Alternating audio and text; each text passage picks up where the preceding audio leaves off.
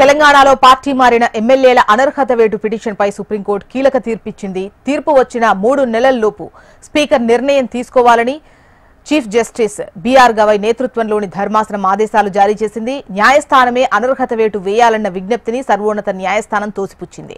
ఈ వ్యవహారంలో Telangana high court division bench ఇచ్చిన తీర్పును సుప్రీంకోర్టు కొట్టివేసింది. ఆపరేషన్ సక్సెస్ పేషెంట్ డెడ్ అన్న సూత్రం వర్తించకూడదని కోర్టు కామెంట్ చేసింది. ఇక పార్టీ మారిన 10 మంది ఎమ్మెల్యేలను అనర్హులుగా ప్రకటించాలంటూ బీఆర్ఎస్ నేతలు పిటిషన్ దాఖలు చేశారు.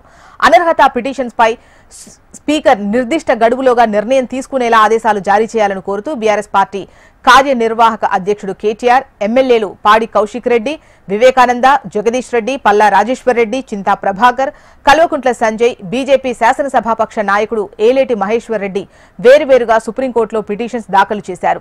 ఈ ఏడాది జనవరి 15న దాఖలు చేసిన పిటిషన్లు సుప్రీంకోర్టులో 9 సార్లు విచారణకు వచ్చాయి. Justice BR Gavai, justice Augustine George మసీహ్లతో కూడిన ధర్మాసనం అన్ని పక్షాల వాదనలు విన్న తర్వాత ఏప్రిల్ 3న తీర్పును రిజర్వ్ చేసింది. ఇందులో ప్రతివాదులుగా తెలంగాణ శాసనసభ స్పీకర్ గడ్డం ప్రసాద్ కుమార్, ఎమ్మెల్యేలు పి శ్రీనివాసరెడ్డి, బండ్ల కృష్ణమోహన్ రెడ్డి, కాలే యాదయ్య, టి ప్రకాష్ గౌడ్, ఏ గాంధీ, గూడె మహిపాల్ రెడ్డి, ఎం సంజయ్ కుమార్లు ఉన్నారు. సుదీర్ఘ వాదనల అనంతరం సుప్రీం తీర్పు ఇచ్చింది.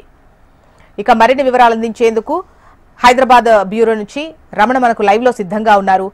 రమణ, చెప్పండి, సుప్రీం ఇచ్చినటువంటి తీర్పు, ముఖ్యంగా తీర్పు వచ్చిన తర్వాత 3 నెలల్లోగా స్పీకర్ నిర్ణయం తీసుకోవాలి అని సూచించారు. బట్ సుప్రీం కోర్టే అనర్హత వేటు వేయాలి అన్న విషయాన్ని కూడా సుప్రీంకోర్టు కొట్టివేసింది. సో దీనికి సంబంధించి మీ దగ్గర డీటెయిల్స్ ఏంటి? చూస్తాం అంటే తెలంగాణ రాజకీయాల్లో అయితే ఇది కీలక పరిణామం.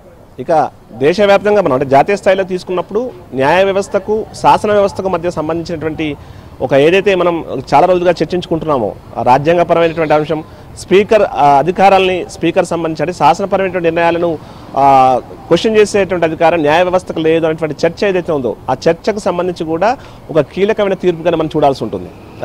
అంటే ఇప్పుడు చాలా స్పష్టంగా సుప్రీంకోర్టు చెప్పింది. సుప్రీంకోర్టు ధర్మాసనం 3 నెలల్లో ఖచ్చితంగా మన స్పీకర్ తన నిర్ణయాన్ని వెల్లడించాలి. ఎందుకంటే రాజ్యాంగం ఇచ్చిన హక్కును వీళ్ళంతా కూడా అంటే చాలా కాలయాపన చేస్తూ దుర్వినియోగం చేస్తున్నటువంటి ఆ కామెంట్స్ ఆయన దాదాపు చేసినట్టుగా మనం భావించాల్సి ఉంటుంది.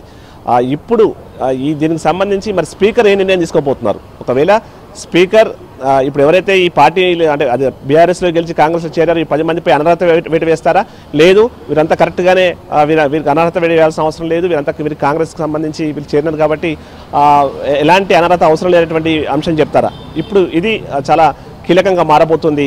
ఒకవేళ స్పీకర్ కనుక అనర్హత వేస్తే అప్పుడు ఖచ్చితంగా ఆ ఎమ్మెల్యేలంతా కలిసి మళ్ళీ ఒకసారి సుప్రీంకోర్టుకు వెళ్ళే అవకాశం ఉంటుంది. ఒకవేళ వేయలేదంటే మాత్రం బీఆర్ఎస్ వెళ్ళే అవకాశం ఉంటుంది. ఏదేమైనా మనం చర్చించుకోవాల్సింది వచ్చే 3 నెలల కాలంలో జరగబోయే పరిణామాలు అయితే రాష్ట్ర రాజకీయాల్ని ఖచ్చితంగా ఒక మలుపు తిప్పబోతున్నాయని మాత్రం మనం చెప్పాల్సి ఉంటుంది. ఎందుకంటే ఇప్పుడున్న ఈ పరిస్థితులు అంటే అసెంబ్లీలో ఉన్న ఫుల్ మెజార్టీలో సగం మంది ఒకవేళ ఆ పార్టీ ఫిరాయింపు అయితే మాత్రం అప్పుడు ఈ ఏదైతే ప్రస్తుతం ఉన్న సుప్రీంకోర్టు చెప్పినటువంటి ఈ నిబంధన మాత్రం వర్తించదు. లేదంటే మాత్రం ఖచ్చితంగా వారిపై అనర్హత వేటు వేయాల్సిందే అనేటువంటి బీఆర్ఎస్ నుంచి మరింత మంది ఎమ్మెల్యేలను ఆకర్షించే పనిలో కాంగ్రెస్ ఉండేటువంటి అవకాశం ఉందా? ఎందుకంటే గతంలో కొంతమంది వచ్చే వాళ్ళు కూడా ఆగిపోయారు అని అన్నారు. సో అది మళ్ళీ స్టార్ట్ చేసేటువంటి ఛాన్సెస్ ఉంటాయా?